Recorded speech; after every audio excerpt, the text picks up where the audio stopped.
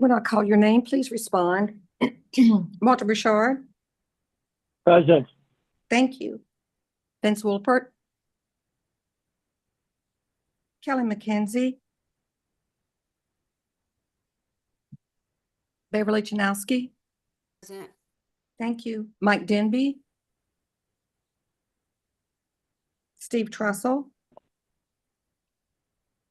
J.C. Porter. Dave Barry. Kim Anderson. Robert Von den Knocker.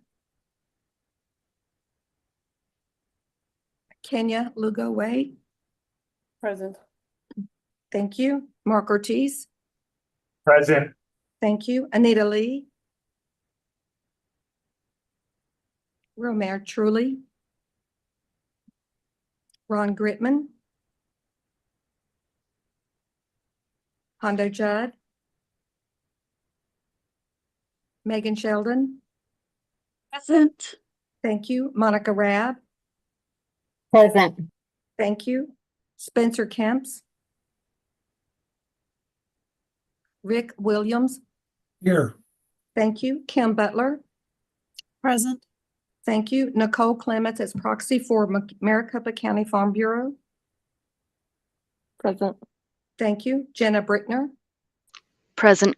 thank you. Jennifer Peterson, Present. thank you. Matt Potzler as proxy for Phoenix, Present. thank you. Anu Jane, Present. thank you. Janet Kozinski as proxy for Queen Creek,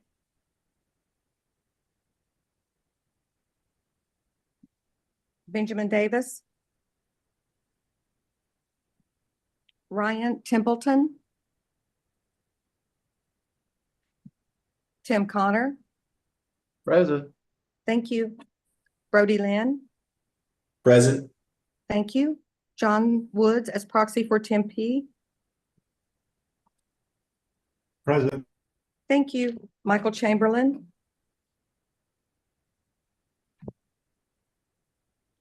Arden Holloway as proxy for Valley Metro, Present. thank you. Susie Stevens,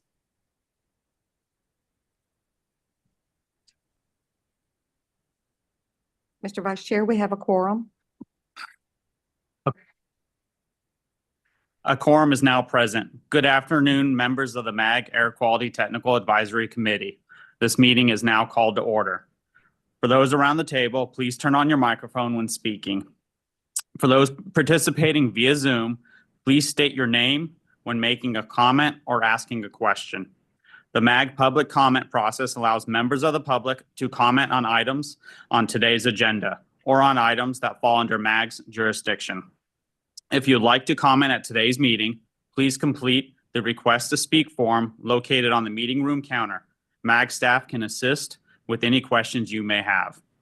If you parked in the garage, parking validators are available on the meeting room counter. If you purchase a transit ticket to come to the meeting, please see staff for a ticket. Hearing assisted devices are available from MAG staff. Our next item is call to the audience. This is the opportunity for the public to comment on items that fall under MAG's jurisdiction that are not on the agenda. Informational items or items on the agenda for discussion and not for action. 15 minutes will be provided for the call to the audience unless the Vice Chair requests an exception to this limit. I have received no requests to speak for the call of the audience. MAG also provides the opportunity for members of the public to submit written comments via the MAG website. Any comments received 2 hours prior to the meeting have been shared with committee members in advance of the meeting for consideration and will be included in the formal meeting minutes. MAG staff, have we received any online written comments for the call to the audience? Mr. Vice Chair, we received 5 written comments which have been provided to the committee members in advance of the meeting for consideration and will be included in the formal minutes of the meeting. Our next item is the approval of the September 26, 2024 meeting minutes. Does any member of the committee have questions? Prior to approval of the meeting minutes, there is an opportunity for members of the public to comment. I have received no requests for this agenda item. MAG staff, have we received any online written comments for this item? Mr. Vice Chair, no online written comments were received. Is there a motion to approve agenda item 3? This Tim is Walter Connor, Shard. Oh, So yeah. moved. We Tim have- Connor, second. I didn't catch the second, sorry. Tim Connor, second. We have a motion from Walter Bouchard and a second from Tim Connor. A roll call vote will be taken at this time by Lisa Young. Thank you, Mr. Vice Chair. Members of the committee, when I call your name, please state your vote. Walter Bouchard. Yes. Thank you. Vince Wolpert. Yes. Thank you. Kelly McKenzie. Beverly Janowski. Yes. Thank you. Mike Denby. Steve Trussell. J.C. Porter. Kim Anderson. Robert Vondenacker. Kenya Lugo Wade. Yes. Thank you. Mark Ortiz. Yes. Thank you. Ron Gritman. Hondo Judd. Megan Sheldon. Approve. Thank you. Monica Rab. Yes. Thank you. Spencer Camps. Rick Williams. Rick Williams. Kim Butler. Yes. Thank you. Nicole Clements. Yes. Thank you. Jenna Brickner. Yes. Thank you. Jennifer Peterson. Yes. Thank you. Matt Potzler. Yes. Thank you. Anu Jane. Yes. Thank you. Janet Kaczynski. Yes. Thank you. Ben Davis. Ryan Templeton. Tim Connor. Yes. Thank you. Brody Lynn. Yes. Thank you. Mr. Vice Chair. Yes. Thank you. John Woods. Yes, please. Thank you. Mike Chamberlain. Arden Holloway. Yes. Thank you. Susie Stevens. Did I miss anyone? Mr. Vice Chair, we have a unanimous vote. Evaluation of proposed PM10 certified street sweeper projects for FY 2025 CMAQ funding. This item is for information, discussion, and recommendation of a prioritized list of proposed PM10 certified street sweeper projects for FY 2025 CMAQ funding to the MAG Management Committee, and to retain the prioritized list for any additional FY 2025 CMAQ funds that may become available due to closeout or additional funding received by this region. Dean Giles, Maricopa Association of Governments, will provide the presentation. Thank you, Mr. Vice Chair and members of the committee. On August 1st, 2024, MAG sent out a call for projects, for street sweeper projects to the MAG member agencies. This is for fiscal year 2025 congestion mitigation and air quality improvement program funds. This is part of the regional competitive programs with funding set aside in the MAG Transportation Improvement Program.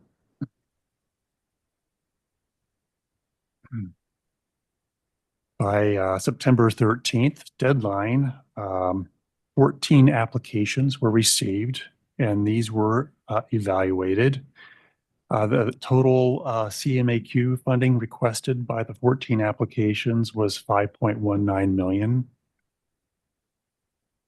And currently in the MAG Transportation Improvement Program, there is $1.38 million in CMAQ funding available.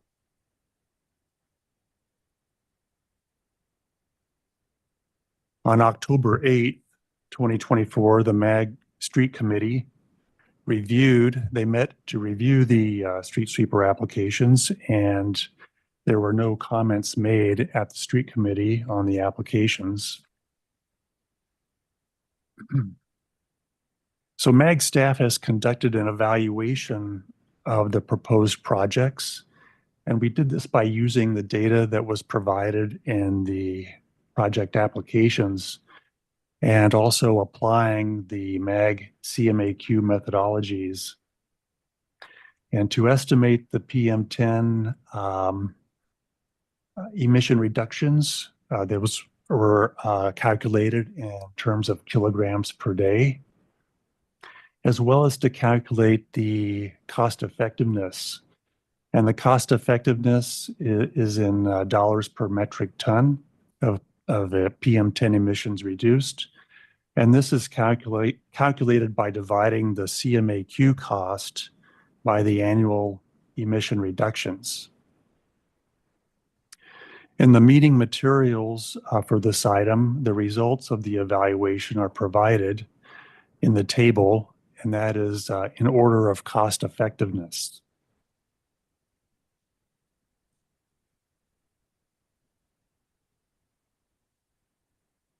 So with the schedule, following today's committee meeting, it's anticipated that the MAG Management Committee and Transportation Policy Committee may make a recommendation on the prioritized list of proposed street sweeper projects at their meeting here in November. And then following that recommendation, the MAG Regional Council may take approval action on the prioritized list in December, on December 4th, 2024. And so the committee action requested is to recommend a prioritized list of proposed PM10 certified street sweeper projects for fiscal year 2025 CMAQ funding to the MAG Management Committee and to retain the prioritized list for any additional fiscal year 2025 CMAQ funds that may become available due to closeout or additional funding received by this region. Thank you very much. Thank you, Dean. Do any members have questions or comments?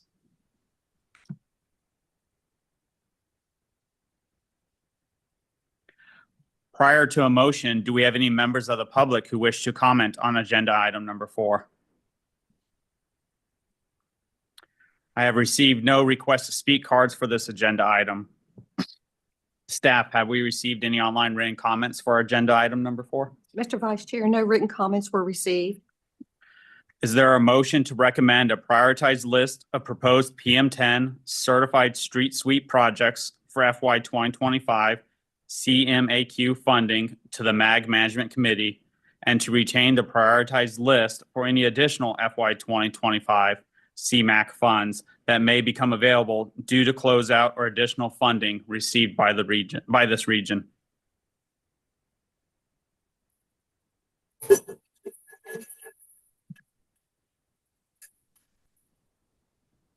That did not come through. I'm sorry.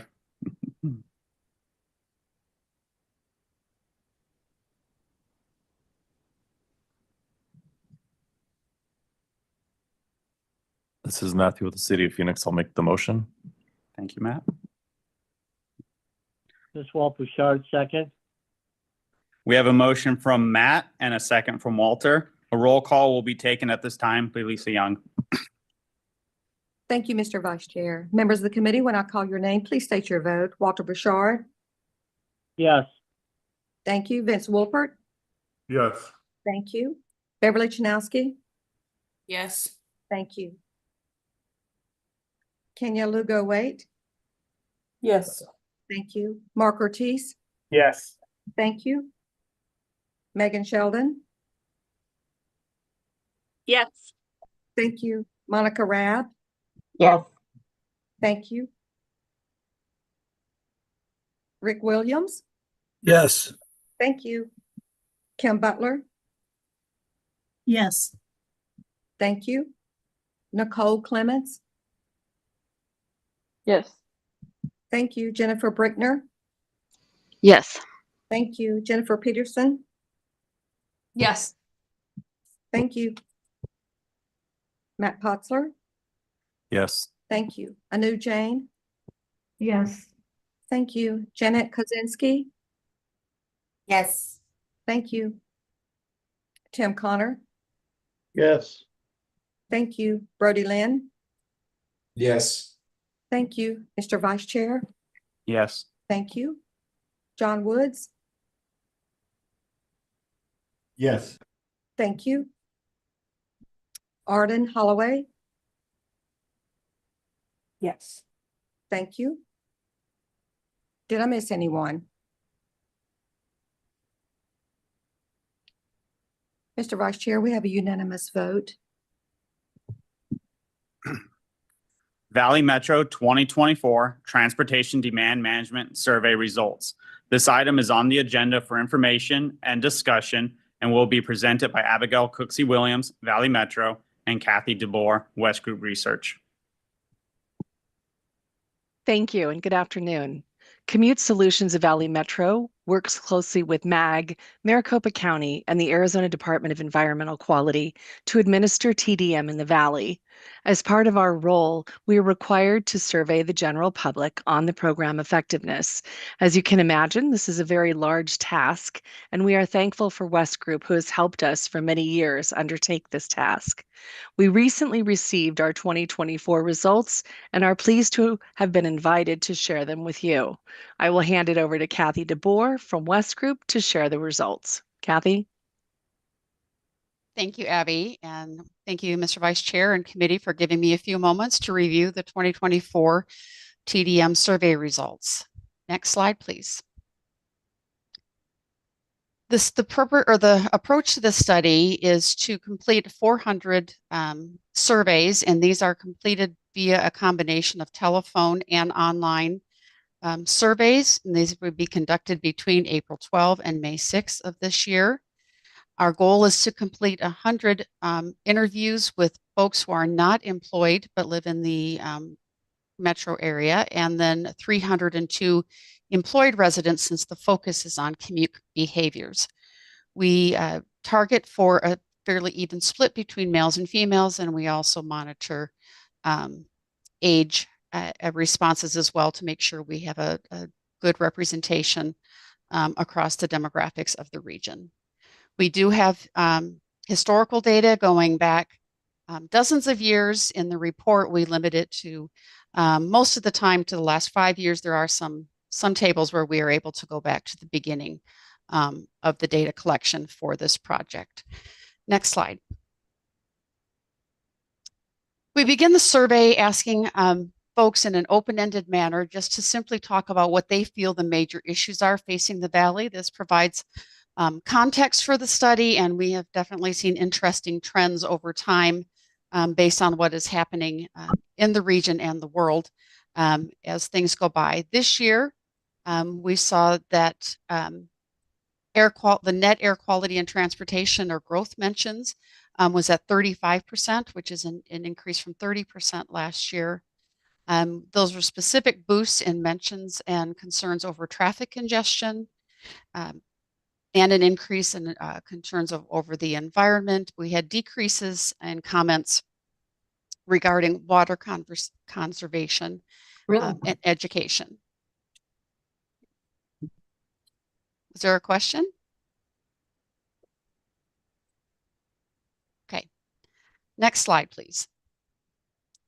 When we focus strictly on the air quality, transportation, and growth, breaking that into pieces, again, you can see that the increase in concern over traffic congestion is the primary driver for that increase that we have seen since 2020 on concerns over net air quality and transportation and growth. And you will notice this on subsequent slides as well when we specifically look at traffic congestion. Next slide, please.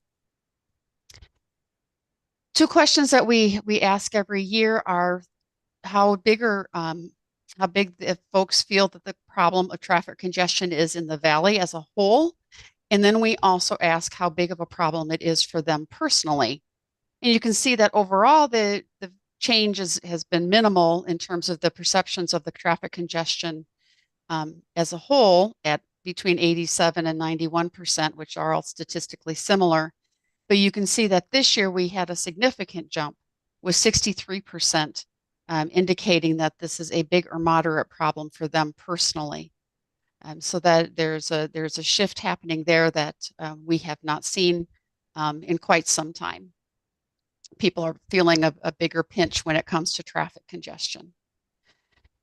Then we also ask about the perceived air quality issues in the valley. And again, about 83% indicated that it was a big or moderate problem, which is consistent with what we've seen the last 5 years.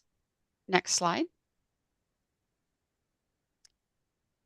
We asked several questions regarding advertising awareness, regarding Valley Metro advertising, and encouraging people to use alternate modes.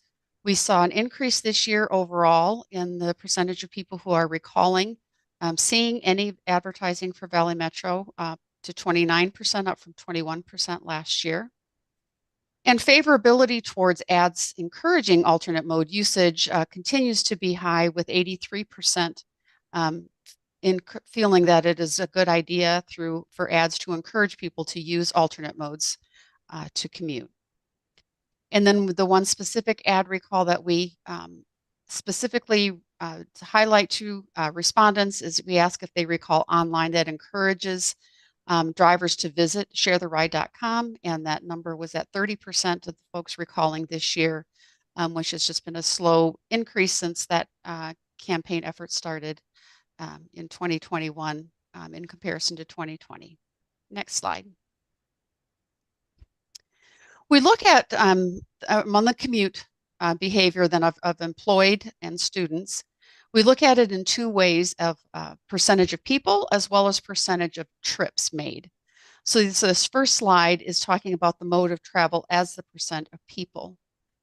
And you can see that the total single occupant vehicle usage percentage declined this year after a wobble up last year up to 83%. It declined back down to 69% this year. And then the total alternate mode usage across all modes held steady at 62%.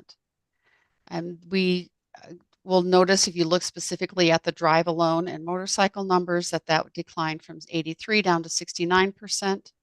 And then from an alternate mode standpoint, we did see a notable increase in folks reporting to use bus at least one time a week or walking at least one time a week, which is helping to keep that alternate mode overall usage higher. You can see that telework declined notably from the COVID years of 20 and 21, but are holding steady at about 35% reporting that they work from home at least one day a week.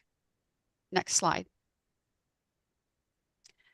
So this is one of those that goes back to almost the start of the study. And you can see, if you just going by colors, you can see that what the biggest shift is happening in the blue, which are those folks who are always using an alternate mode. Now, not surprisingly, in 2020 and 2021, this number really skyrocketed due to the high increase in folks working from home 100% of the time. And we have seen that number trail off as folks and businesses are trying to find their new norm.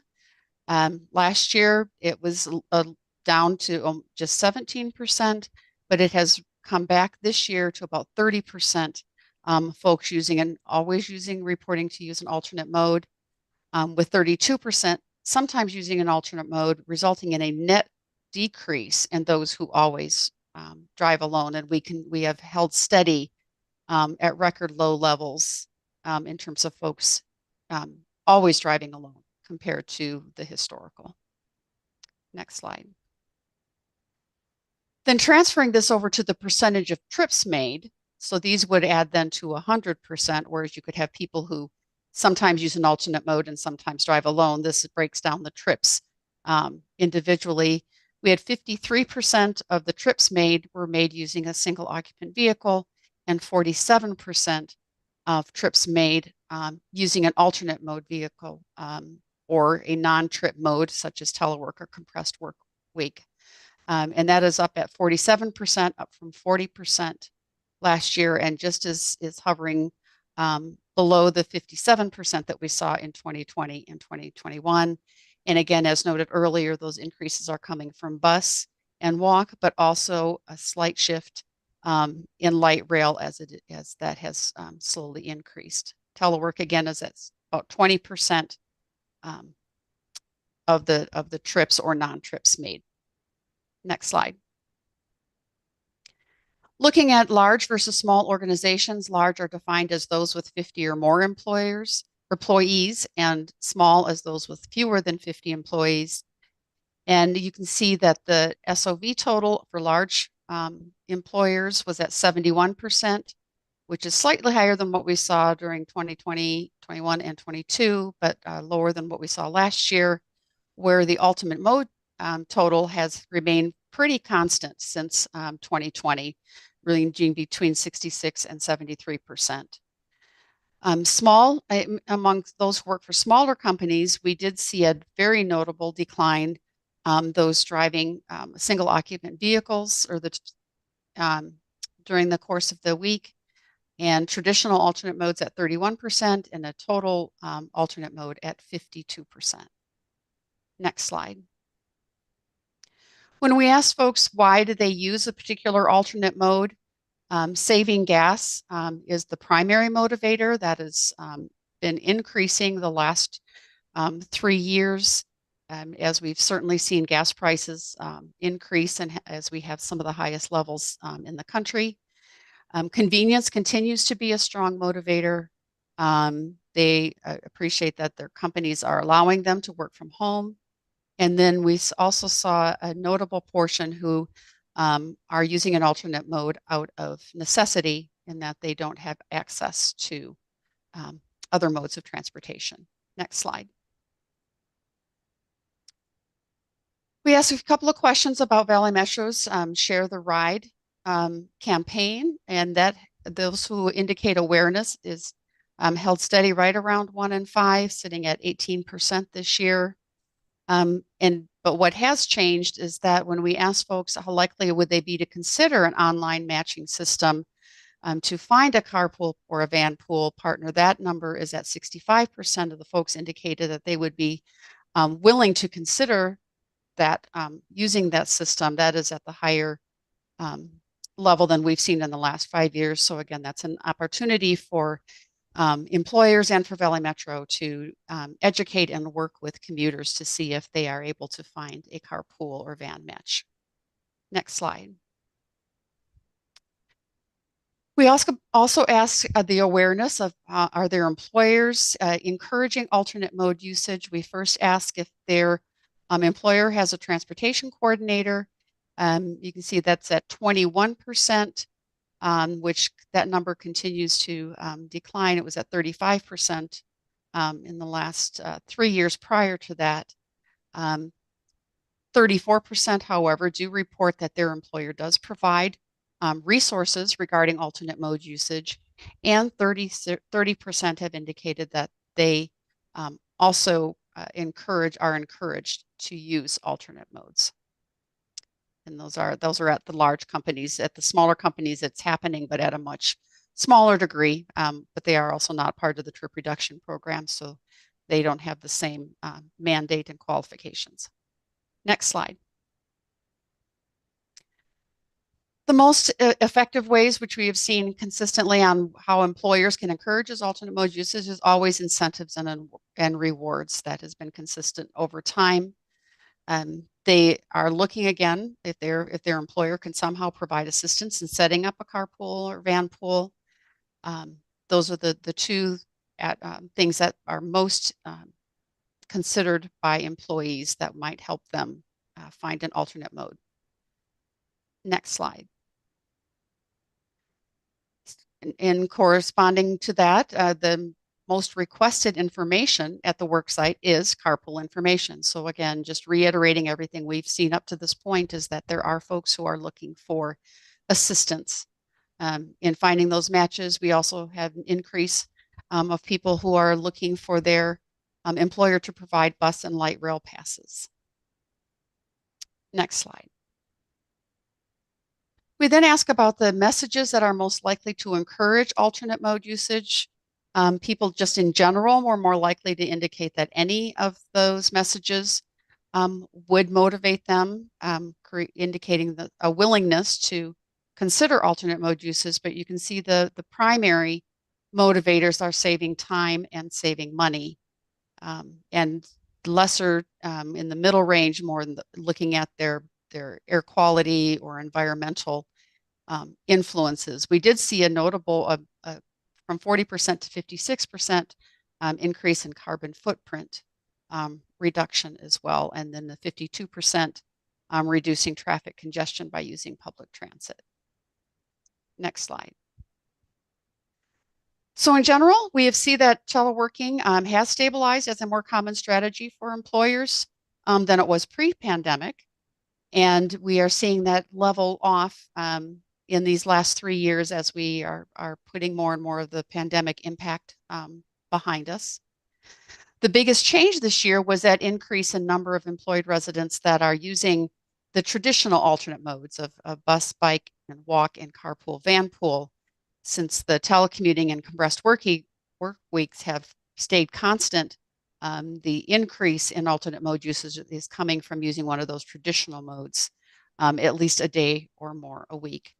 And as mentioned, the high gas prices are forcing everybody to take looks at ways to save and their gas usage and to be more fuel efficient in their trips. Next slide.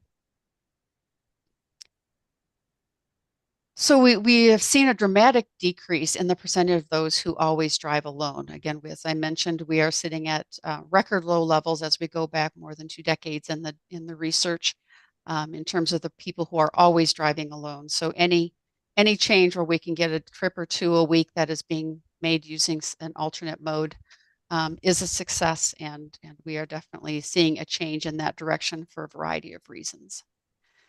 Awareness of Valley Metro messaging has increased this year, and residents continue to believe that is a very worthwhile effort and appreciate the efforts and advertising messages that encourage alternate mode usage. They can see that benefit. Next slide. I'm happy to answer questions.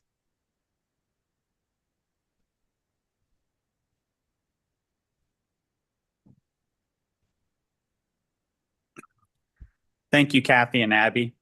Do any members have questions or comments? Request for future agenda items. An opportunity will be provided for the committee members to request topics or issues of interest they would like to have considered for discussion at a future meeting. Are there any requests from the membership for an item on a future agenda?